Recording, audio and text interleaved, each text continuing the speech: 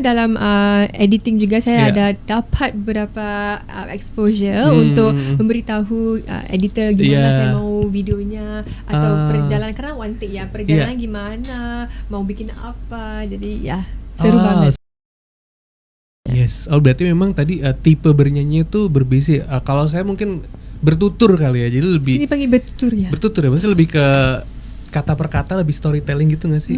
Tipe benar. Rosie Dan ini. kalau suara saya mau katakan seperti Billie Eilish juga ya, enggak nyanyi sebesar-besarnya, enggak belting sebesar. Enggak terlalu powerful. Benar. Jadi itu adalah sesuatu yang saya suka, dan di Indonesia itu ada genre yang banyak orang yang suka juga. Dan saya rasakan, mungkin saya bisa cocok sama di sini. Oke. Tapi technically seorang Rosie ini kan apakah juga kursus mungkin atau ada improvisasi yang untuk les vokal? Ada.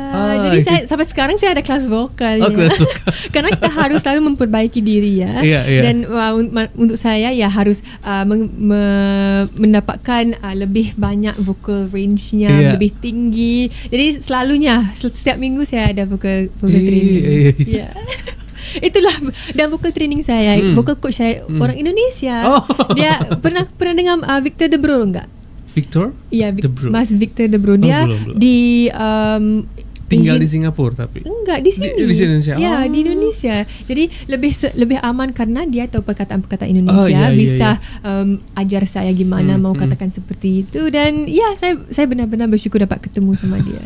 Kita belajar online berarti? Online, karena saya di Singapura, dia di Jakarta, dia di Manado.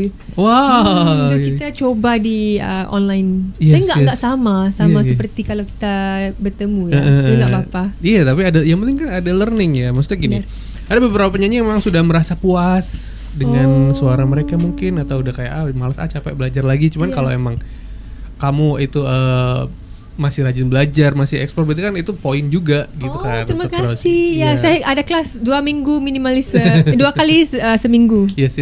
Cuman kalau boleh tahu, maksudnya ketika di Singapura itu apakah juga full time entertainment atau mungkin Rosie punya kesibukan lain?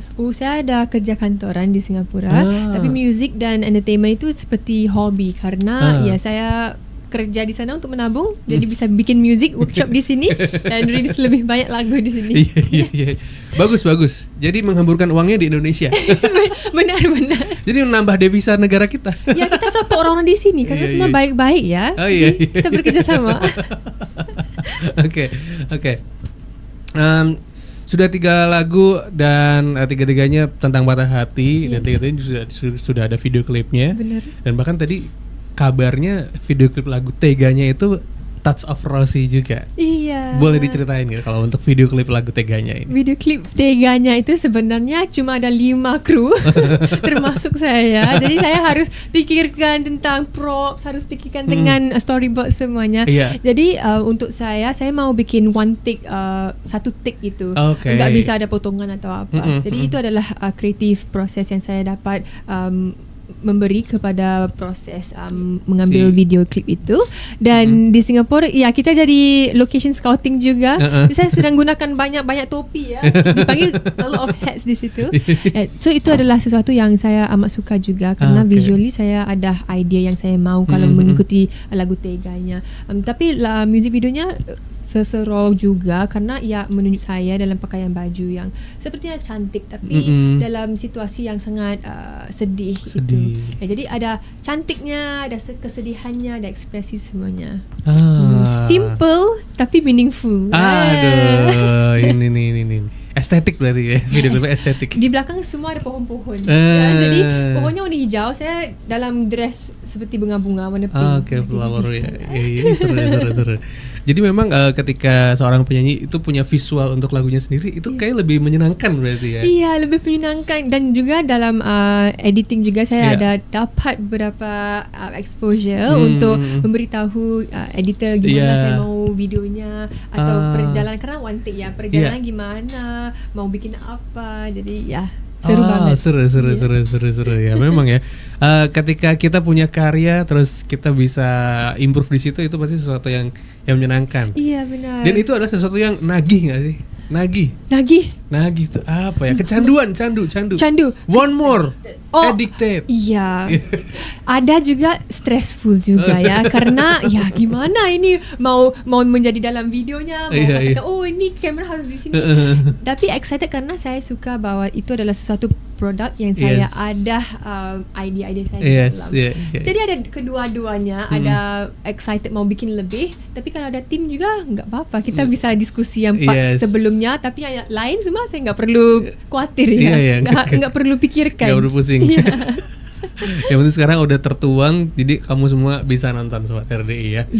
Kita masih ada satu sesi lagi ngobrol sama Rosi. Jadi buat Sobat RDI jangan kemana-mana, masih di Indo Banget 7,1 FM Radio RDI Jakarta, tempat kamu eksis. Sesi terakhir di Indo Banget bareng sama Rosi.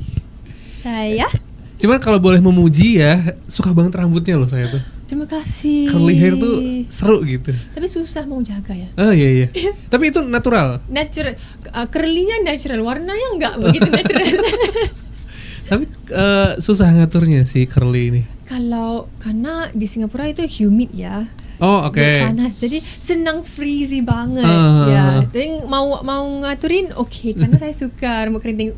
Kecil tuh saya nggak suka, tapi saya udah dewasa tuh sekarang suka karena beda. Iya betul. Saya pernah lurusin rambut saya, nggak sama. Iya rasanya beda ya. Nggak ada personalitinya. Betul. Ada ini series di Netflix, lupa judul seriesnya. Jadi ceritanya tuh pas SMA gitu dibully karena rambutnya keriting gitu kan, tapi dia pengen Maggie. Habis itu dia mau tuh buat kayak rebonding kan namanya gitu kan. Terus tapi ternyata cowok yang dia suka itu lebih suka kalau rambutnya keriting. Aduh, apa judul Netflix? Apa itu? Ada di Netflix. Lucu. Saya mau nonton ini. Nanti saya cari. Saya nggak tahu. Iya. Jadi memang bullying itu kan banyak ya, bahkan kalau fisik rambut itu kan sekarang juga marak gitu kan. Dulu saya kecil ada mereka panggil saya Maggie. Maggie? Iya, Maggie di Singapura itu seperti Indomie. Ya. Indomie karena keriting seperti Indomie. Iya. Dulu saya sedih dikit aja. Tapi sekarang nggak apa-apa karena saya suka Indomie. Yes. Nggak aja. Oh, jadi orang Singapura juga suka Indomie? Suka. Saya selepas makan Indomie di Jakarta di Indonesia enggak makan Indomie di Singapura. Beda bumbunya. Beda. Oh, bumbunya beda. Iya, bumbunya beda. Tapi ngomong soal makanan di Indonesia itu kalau pas lagi liburan atau lagi kerja di Indonesia itu apa yang paling Rosi suka? Saya suka makan nasi Padang ya di sini. Bisa katakan enggak nama toko kedainya itu? Boleh sederhana. Pagi sore saya pagi suka. Sore. Iya. Itu enak banget. Saya juga pernah coba rembulan. Oh ya. Itu enak juga karena di Singapura dengan di sini makanannya masakan beda juga. Betul. Selalunya di sini harus makan ini doang. Iya, lebih autentik kan. Jadi emang traditional food Indonesia. Iya. Rempah-rempah. Cabenya juga ada bermacam-macam. Wah, seru.